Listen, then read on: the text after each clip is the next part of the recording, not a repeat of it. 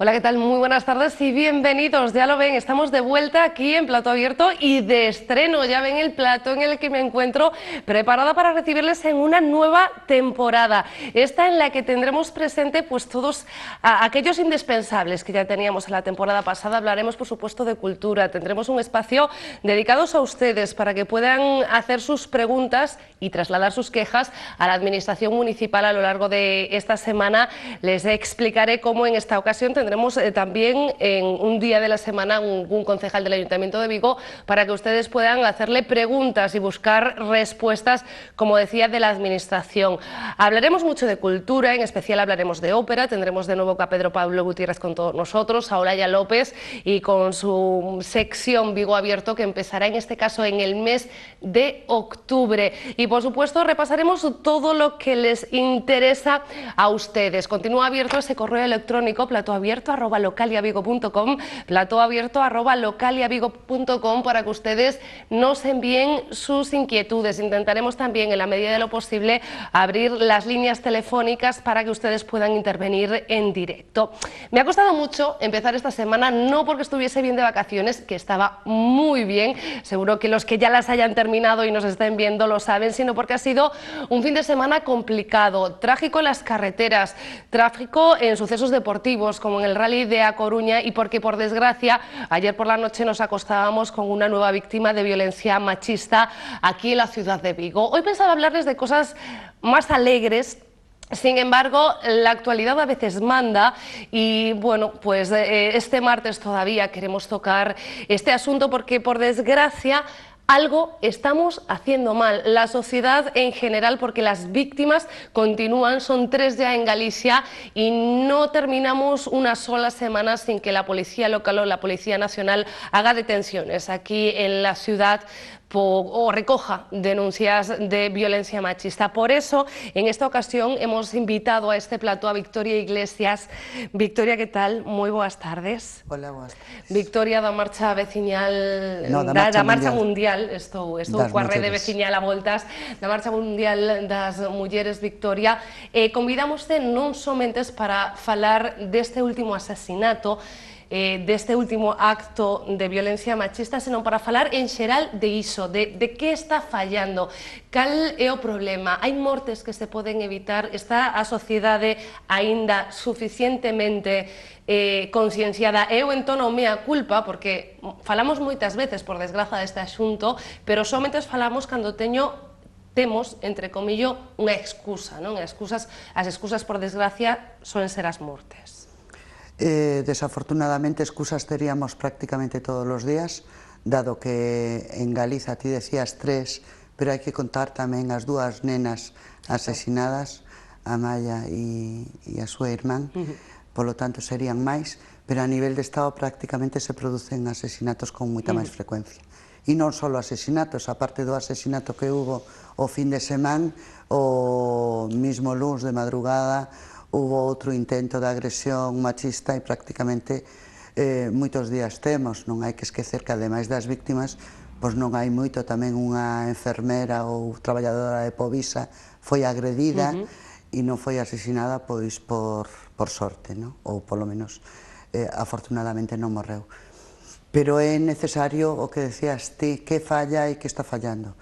Nos pensamos que é difícil que non haxa ningún asesinato porque a violencia está moi presente, na violencia de xénero e a discriminación das mulleres está moi presente a nivel social, pero consideramos que é insuficiente o que se está facendo tanto para acompañar e apoiar as víctimas nas medidas de protección, nas medidas de apoio, como na sensibilización.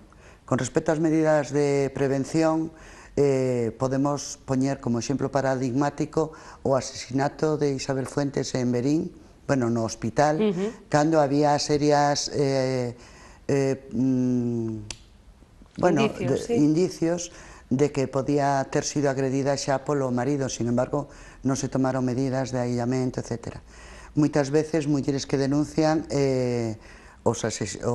a violencia e piden o alonxamento do agresor non teñen demasiadas medidas de protección, os agresores moitas veces as amenazan e se acercan, as medidas de apoio para poder ter un traballo ou buscar independencia económica tamén son difíciles, hai poucos recursos, a nivel legales tamén hai poucos recursos, moitas veces hai denuncias por parte de mulleres que están en procesos de separación con violencia respecto a determinados organismos como Imelga ou as institucións a hora de como se tramita ou as denuncias esas ou as valoracións tanto con respecto ás vítimas de violencia como aos fillos e fillas das parellas implicadas que moitas veces, como no caso destas dúas nenas, poden acabar en asesinato, pero nós creemos que tamén é importantísimo, importantísimo falar da sensibilización, a necesidade de que a nivel social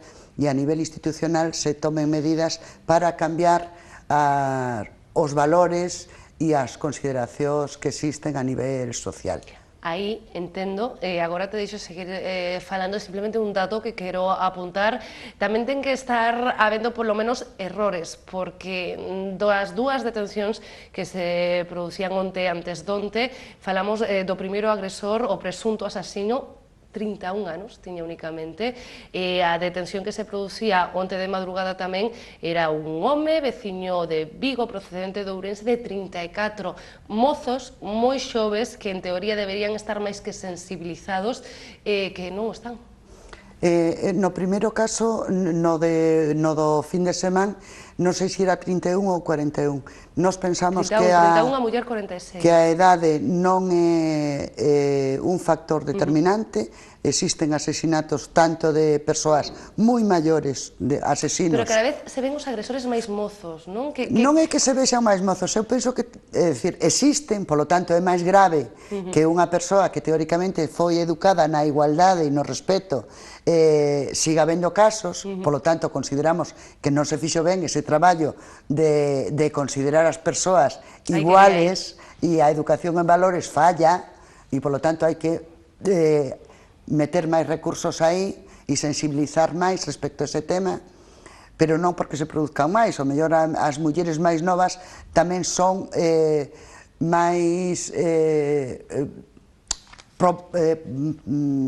dispostas a romper unha relación que unha muller máis maior e entón moitos dos asesinatos se producen cando a muller non acepta o grado de sumisión ou o rol que se lle presenta, non? Pero fundamentalmente falla en todos os casos e é moito máis grave a falta de respeto á vida e ás necesidades das persoas. Nos consideramos que as relacións de amor, de sexo, ten que basarse nun respeto absoluto ao que queiran as dúas persoas adultas. Se hai calquer tipo de conflicto, pensamos que se ten que producir unha separación, pero sin agresión, e se ten que respetar o desexo da outra persoa e se ten que educar no amor de outra forma. Non pode ser que sigamos considerando que a posesión, os ciúmes son un síntoma de amor, porque ese síntoma de posesión, de celos, pode acabar, como casi sempre vemos, nunha situación de violencia e en moitos casos de asesinato. Sin embargo, o vimos últimamente en diversos estudios e enquisas que se faen os máis mozos coa proliferación das novas tecnoloxías, o WhatsApp, por exemplo, hai mozas que ven lóxico e que por motivos de preocupación, en teoría, o seu mozo lle este preguntando cada pouco tempo porque está conectada con quen estea falando, non ven neso indicios de violencia machista, psicolóxica, se queren, neste caso, igual que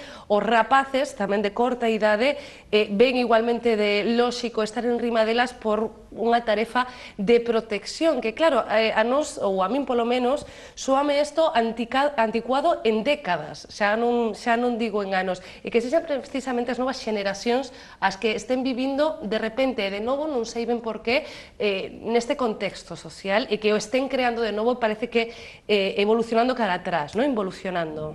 Eu penso que moitas veces, cando se fala de que o feminismo é algo desfasado, eu creo que a importancia precisamente deses valores de igualdade e de respeto hacia as mulleres é importante.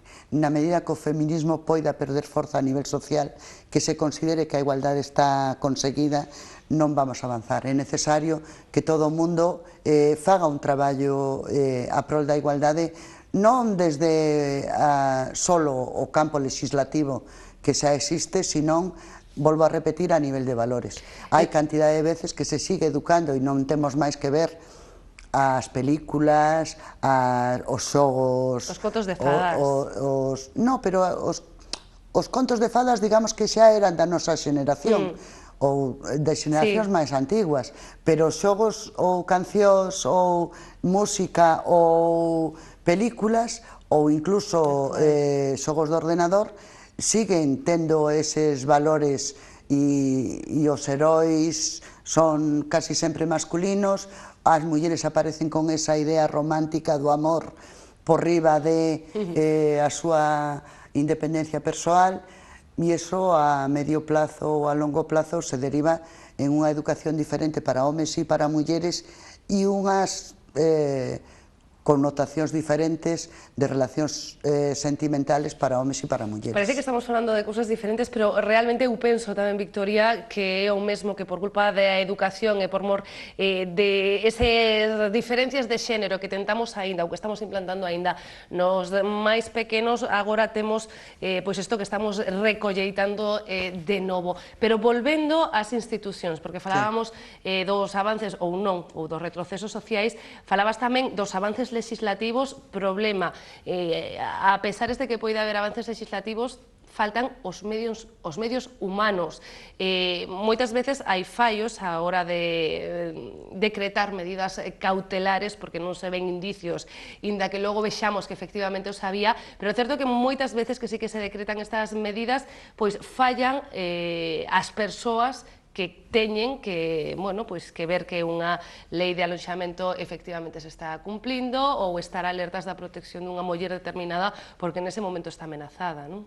Eu penso que incluso empeza dentro da formación dos profesionais e das profesionais que teñen que tratar con casos de violencia.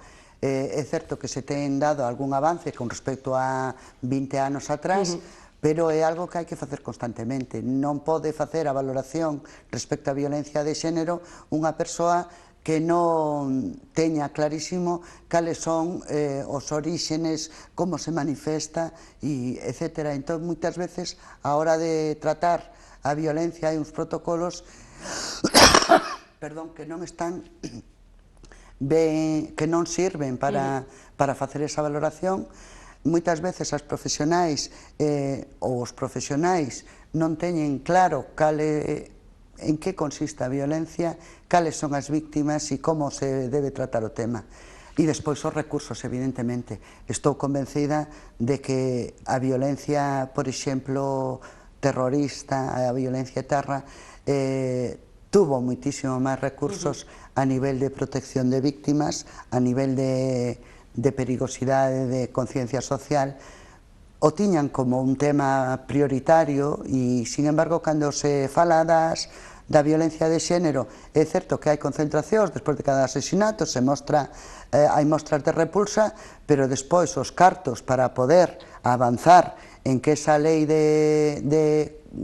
integral contra a violencia de xénero funcione non existe. É dicir, os xulgados de violencia moitas veces están saturados, as salas onde teñen que declarar uns e outros non cumplen as condicións, os puntos de encontro, por exemplo, para os nenos cando hai conflicto, etc., tampouco está claro. Ahora está habendo problemas cando hai casos de violencia en canto ao réximen de visitas para os nenos, que se sigue mantendo e non hai unha valoración de como volven desas visitas. É dicir, eu creo que se necesitan moitísimos recursos e se realmente se considera un tema importante, moitas veces as institucións ou os organismos salen ao paso dicindo é que non hubo unha denuncia previa, como intentando lavarse as mans do problema. E outro dos temas é velo como algo individual, que as persoas son tolas ou son casos individuales, e eu penso que é como o do lume, é dicir, poden ser persoas individuales as que fagan, pero o problema está aí, e hai que tomalo en serio e tomar as medidas preventivas para acabar con el. Cando falamos de denuncias previas, déxame apuntar, Victoria, non solamente as mulleres son quenes poden denunciar, saben vostedes que somos todos e coñecemos ou cremos coñecer algún caso. 016, lembramos, é un número de teléfono dedicado para denunciar casos de violencia machista e non deixa rastro na factura. Dito isto, porque de seguro poderíamos ter falado durante moito máis tempo sobre este asunto, Victoria, inda que espero non terte neste programa, sempre yo digo a Rosa Fontaíña, máis que para falar que levamos 3 anos en ningún tipo de caso de violencia machista para celebralo e para ver cales foron os motivos da recuperación final. Por desgracia, de seguro nos teremos que ver algunha vez máis.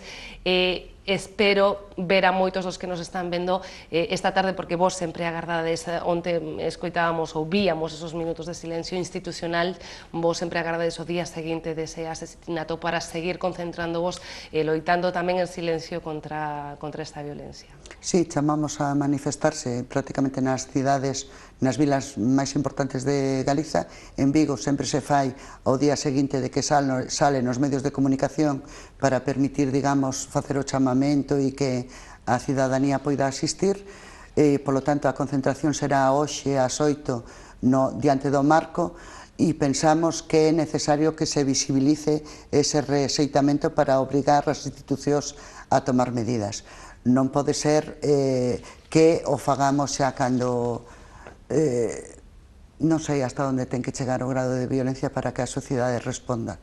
Hai moi pouquiño tempo vimos unha gran manifestación pola sanidade pública, desafortunadamente tamén pasaron anos hasta que a xente saliu á rúa. Pensamos que é necesario que se saia para que as institucións, a Xunta, tome as medidas necesarias para poñer todo a carne no asador para intentar eliminar a violencia. Victoria Iglesias, Marcha Mundial das Mulleres, moitísimas grazas por ter vido hoxe a Plato Abierto. Gracias a vos.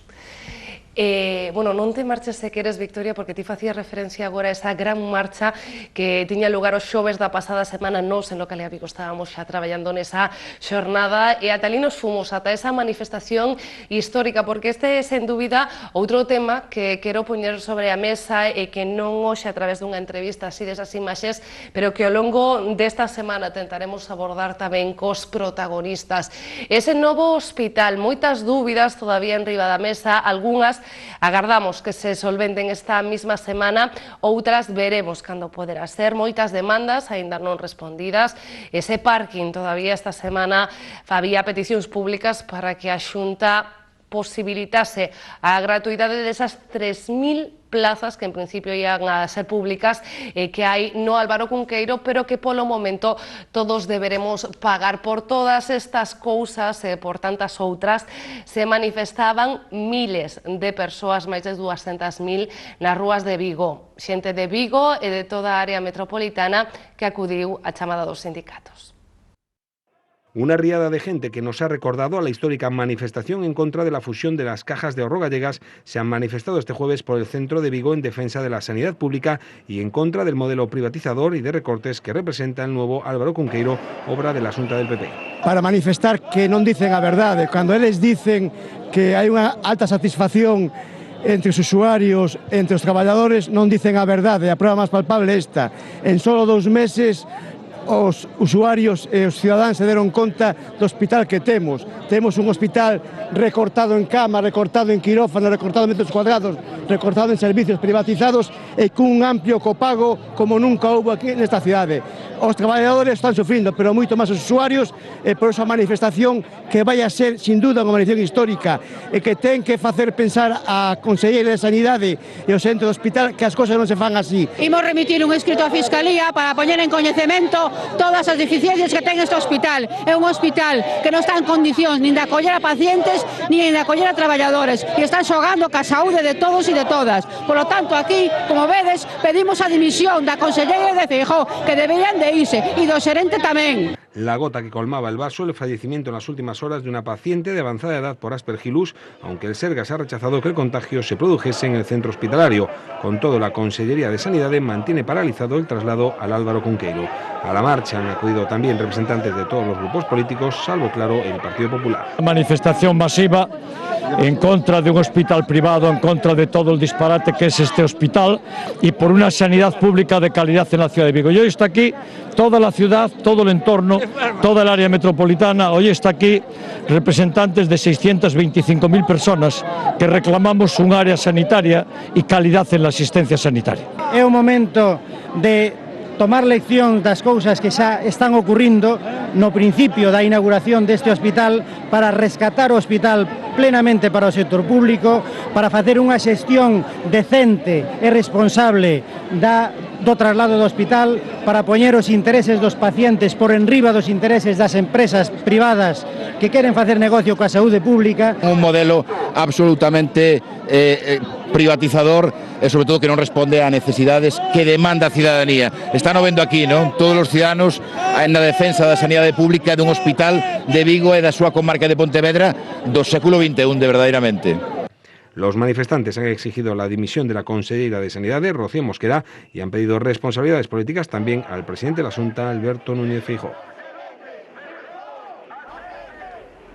Esperamos, les decía, todavía muchas respuestas, hay muchos temas sobre la mesa y seguiremos hablando sin duda sobre este asunto, conociendo novedades y también esperemos conociendo buenas noticias a este respecto.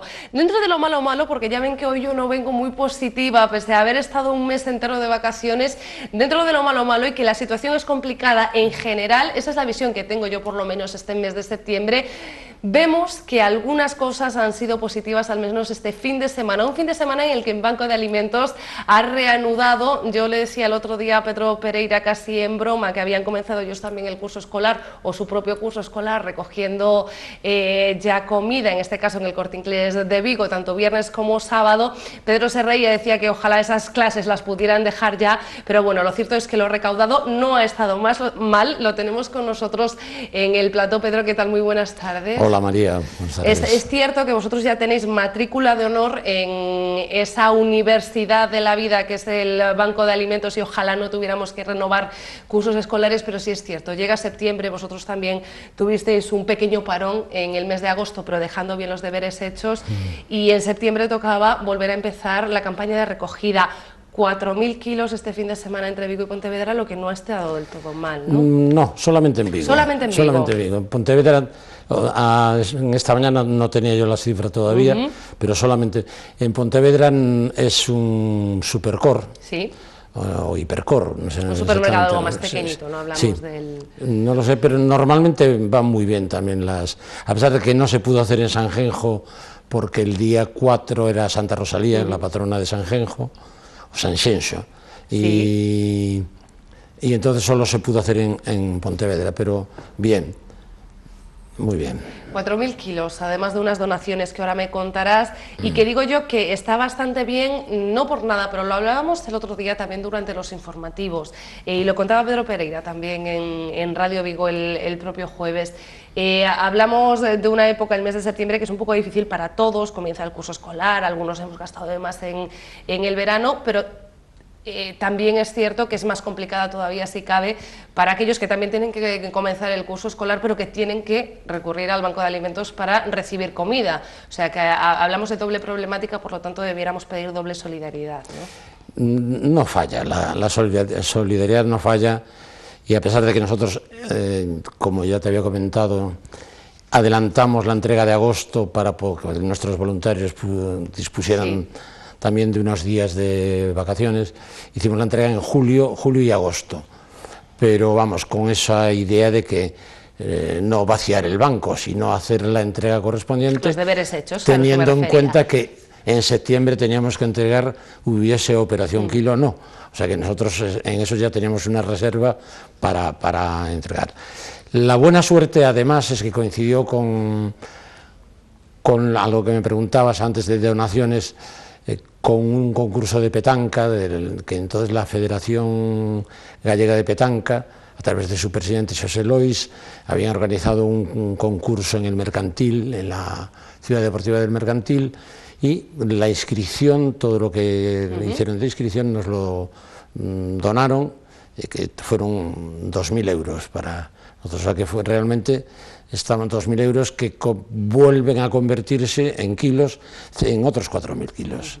O sea que podemos hablar de 8.000 kilos en total en este fin de semana. Bueno, ha sido un fin de semana productivo, por cierto, que cada vez es más habitual también, bueno, a causa de la necesidad, que no ya solo la cuantía económica, sino que en diversos eventos o incluso espectáculos, sean culturales o deportivos, de repente los solidarios, que hay muchos también dentro de las organizaciones de muchos eventos, decidan que la entrada se paga en especias, en este caso en kilos de alimentos. Cada vez es más habitual, una iniciativa que hace un par de años probablemente nos parecía como algo curioso.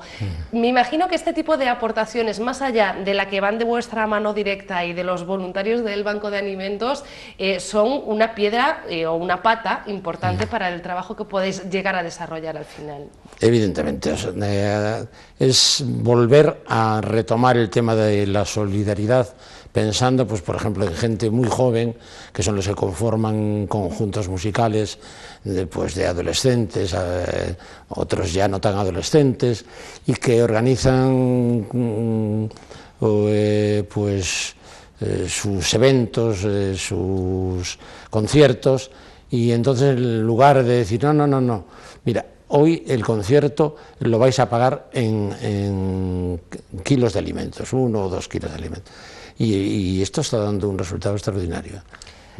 Pedro, tú me dirás, pero bueno, aunque haya sido bueno el comienzo de septiembre, aunque sabemos que la situación del Banco de Alimentos, de las estanterías, del almacén del Banco de Alimentos, no era mala dentro de la gravedad y la cantidad del número de familias cada vez más importante y de asociaciones y entidades a las que dais servicio, sabemos que en noviembre tiene que volver a haber una gran recogida, que es necesario para que el stock se siga manteniendo.